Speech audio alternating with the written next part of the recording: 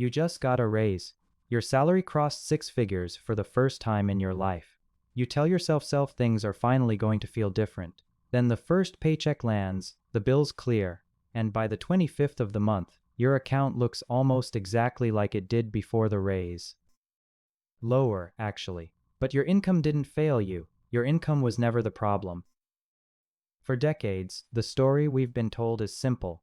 Earn more, worry less. Cross a certain income line and the stress evaporates. But according to Lending Club's ongoing Paycheck to Paycheck report, produced with PMNTIS intelligence, roughly 3 out of 4 Americans report living paycheck to paycheck, and a striking share of them earn over $100,000 a year, not despite the income, alongside it. High earners with almost nothing left over by the time the month closes. So if it isn't income, what is it? Let's build the case, one piece of evidence at a time. Start with the Federal Reserve. Its annual report on the economic well-being of U.S. households surveys tens of thousands of adults every year, and for nearly a decade has asked us the same blunt question: could you cover an unexpected $400 expense using cash or its equivalent? Year after year, a meaningful share of respondents say no, and plenty of them are not low income. They're middle class. Some are upper middle class. The number on the paycheck says comfortable. The number in the checking account says otherwise. Now bring in economics history. Back in 1955, the British historian C. Northcote Parkinson wrote an essay that eventually became known simply as Parkinson's Law. His original point was about bureaucracy. Work expands to fill the time available for its completion. But the financial version of that law is the one that actually explains your bank account. Expenses rise to meet income. Give a household more money, and instead of that money sitting still, it quietly reorganizes the household's entire sense of normal. The apartment upgrades. The car upgrades. The dinners upgrade. Nothing dramatic happens in any single month. It just happens in almost every month, forever, one small decision at a time. And there's a name for why that upgrade feels so justified in real time. Richard Thaler, the behavioral economist who won the Nobel Prize in 2017, built much of his career studying something called mental accounting, the way people mentally sort money into separate buckets instead of treating it as one pool. A raise doesn't get filed under net worth. It gets filed under money I can finally spend on the life I deserve. That's not irrational in the moment. It's incredibly human. But it's also exactly the mechanism that keeps a six-figure income feeling as tight as a five-figure one. One more piece of evidence, and this one is specific to six-figure earners. In 1996, the researcher Thomas Stanley published The Millionaire Next Door, built on years of surveying actual high-income households. He split them into two groups.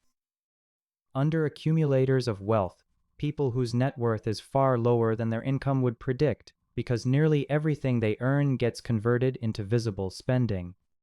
And prodigious accumulators of wealth, people whose net worth is far higher than their income would predict, often because they live quietly below what they could technically afford.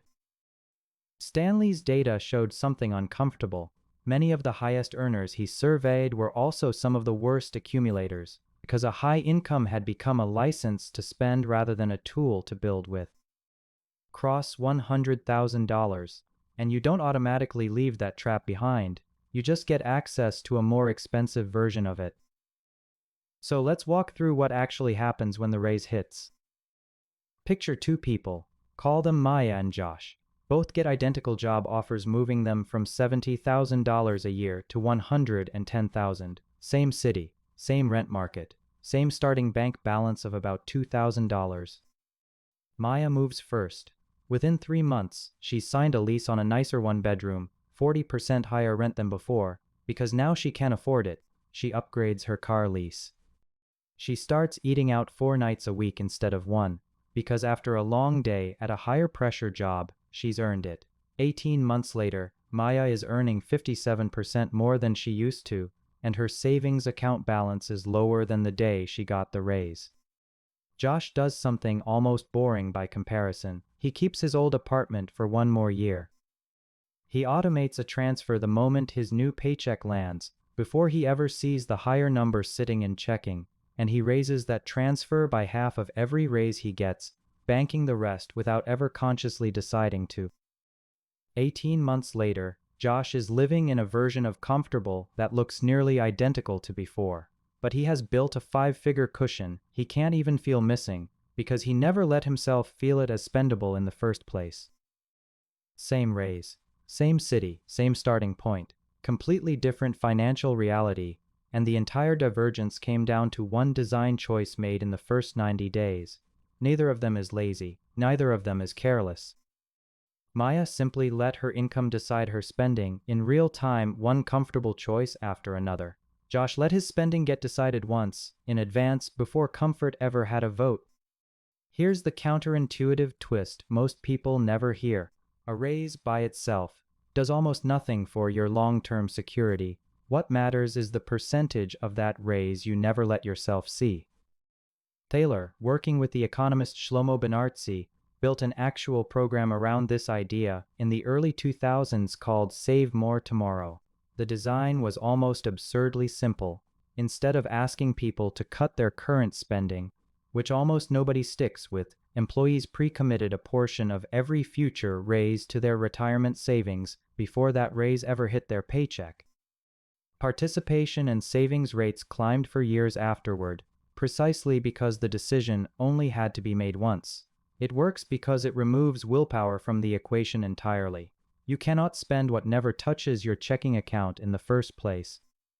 Maya had to resist temptation every single month and lost.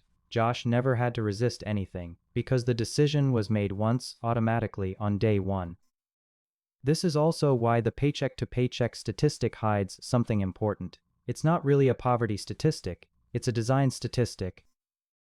It's measuring how many household budgets are built with zero automatic friction between money arrives and money leaves. Two households earning the exact same income can have entirely different levels of financial fragility, because fragility isn't set by the number on the offer letter.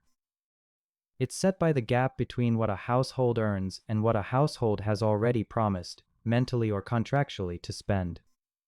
Think about your own last raise, or your last bonus, or the last time your income jumped for any reason at all. Did the money sit somewhere for 30 days before you decided what to do with it? Or did your sense of normal quietly expand to swallow it within the first pay cycle? Most people can't answer that question honestly, because the expansion doesn't feel like a decision.